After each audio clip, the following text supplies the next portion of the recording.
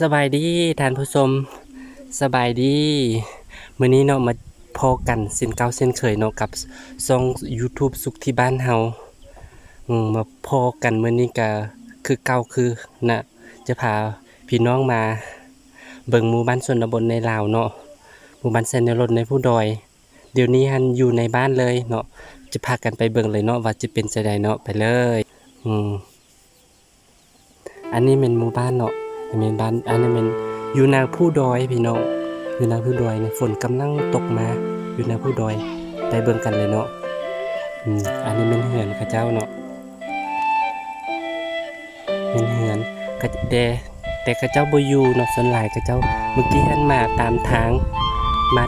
หันเห็นเขาเจ้าไปขุดทางมันเป็นทางดินแดงไปยากหลายพี่น้องไปได้แต่รถซิ่งกับรถจักรไปแต่รถซิ่งกับรถจักรเนาะอันเดี๋ยวนี้นะก็มาเบิ่งบ้านเลยเนาะอันนี้มันคอกหมูมันคอกหมูกระเจ้าเนาะคอกหมูนะผู้ดอยเป็นเสนี้พี่น้อง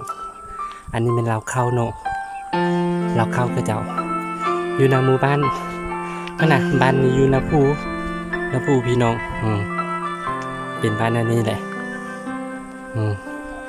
อยู่อ้อมบ้านก็มีแต่พูดแต่พาถ้าเบิ่งวิวตามธรรมชาติเนาะ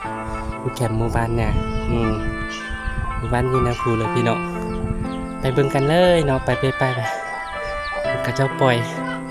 สัตว์สาวสิ่งอยู่ไหนบ้านเลยสบายเลยสบายดีพี่น้องตัวมาเขา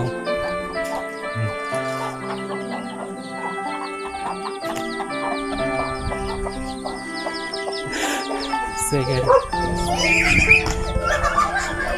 สบายดีเนาะเด็กน้อย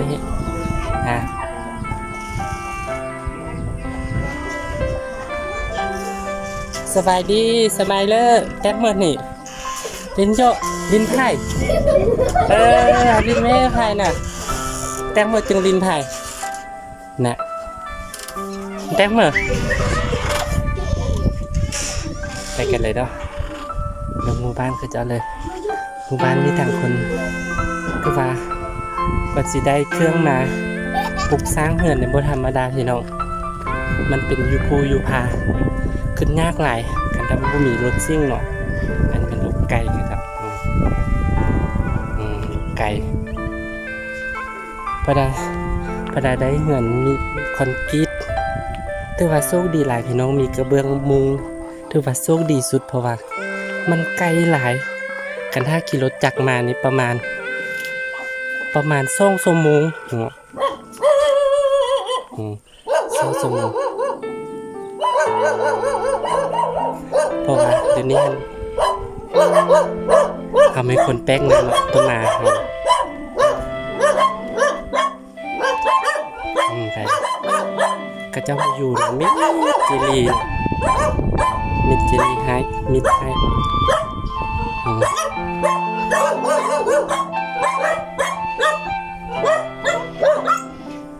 บ่มีคนอยู่เนาะ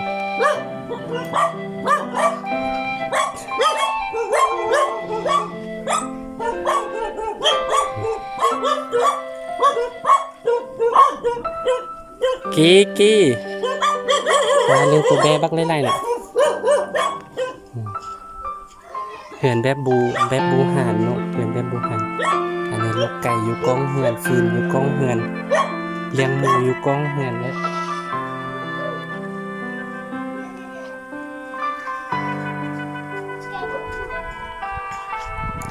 ถ้าพ่อมีเหือนแบบนี้อยู่ผู้น้อยถือว่าโชคดีสุดเนาะพี่น้องเนาะเพราะว่าจะว่าต่างคอนกรีตขึ้นมานี่ก็บ่ธรรมดาเลย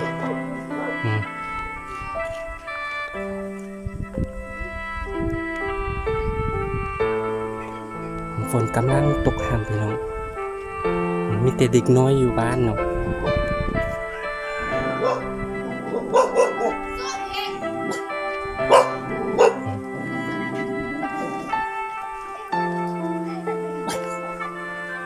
สมัยเลยว่าแต้มเงินนี่ทำไมหยอก ต้องให้ออก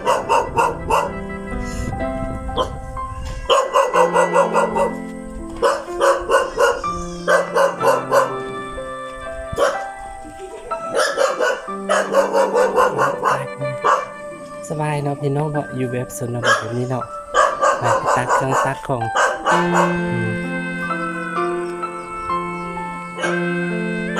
สบายเลยเราอยู่ในเฮือนแต่สลายบ่อยู่บ่มี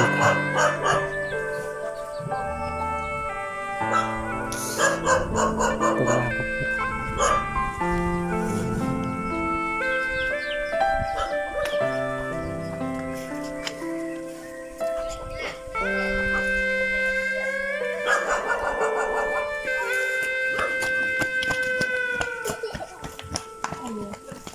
โอเค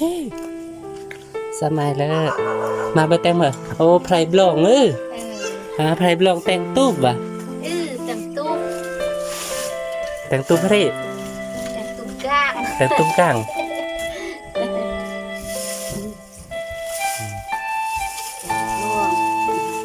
กวนรังงัดมาหยัดเนี่ย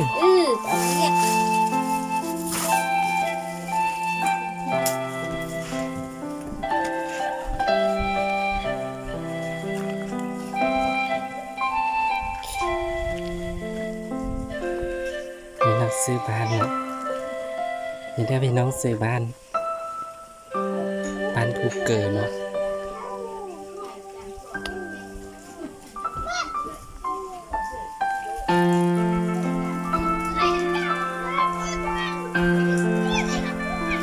ฝนเริ่มตกแล้วพี่น้องสมัยเลย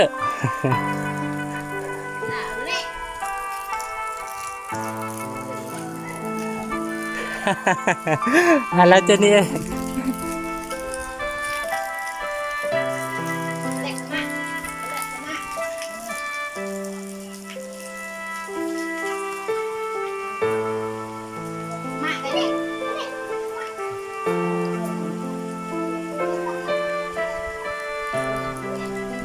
มีแต่ผู้เฒ่าผู้แก่เนาะพี่น้องเนาะส่วนหลายนี้บ่มีคนวัยนุ่มวัยนั้นเนาะถือว่าเขาจะไปซ่อมเฮ็ดเวียกหมดเนาะมีแต่ผู้เฒ่าผู้แก่เนาะอยู่เฮือนเนาะสมัยเลิกแต่งไปยังแต่งยังย่า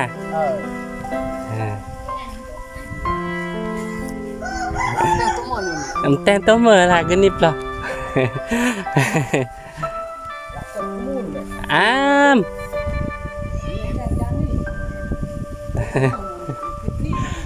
อันหมู่บ้านก็เจ้างามหลายเนาะ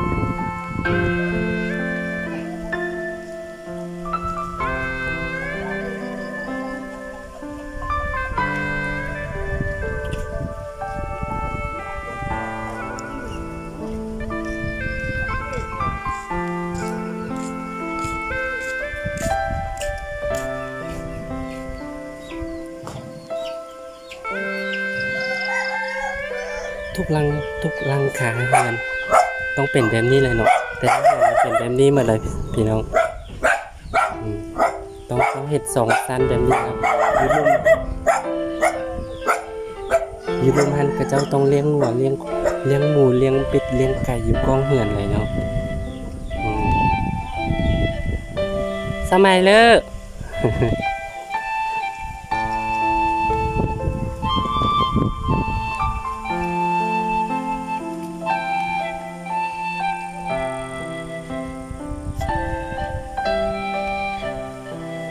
แม่นเห็ดก็จะเป็นแบบนี้อันนี้อ้อมเลย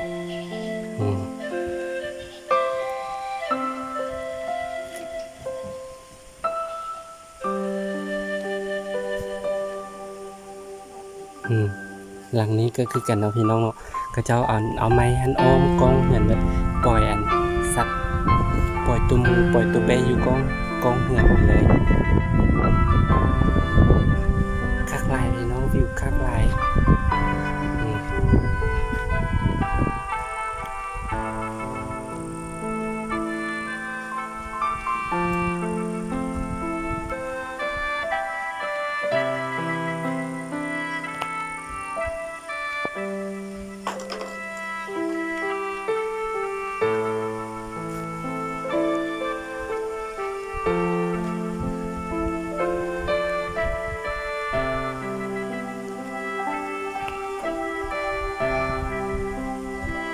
นนี้คอกไก่อันนี้คอกไก่อันนี้คอกหมูอยู่กองเหือนเลยอันคอกหมูอยู่กองเหือนแต่ว่าเหือนนั้นกระเจ้าบ่อยู่กระเจ้าอันปลดขึ้นไดไว้เนาะขึ้นไดเขาห้อยไว้เลยแล้วก็มันไปห้างเงิน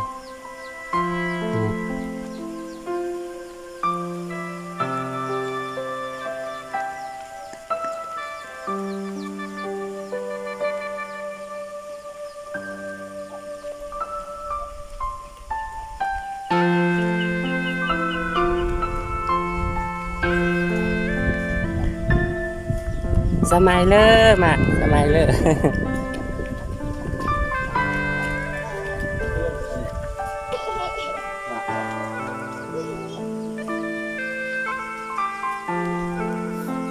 เด็กน้อยมาต้อนรับ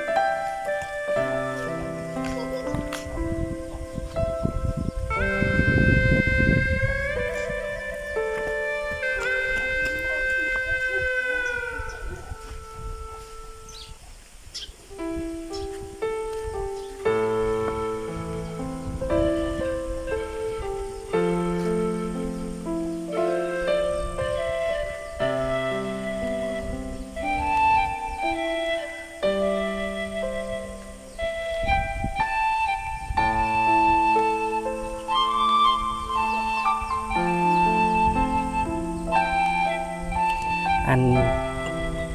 ขอจบอันคลิปนี้มาเท่านี้เนาะพี่น้องเนาะอันเขาจะไปต่อคลิปที่2เลยเนาะจะไปเบิ่งเลยอันขอบใจเนาะ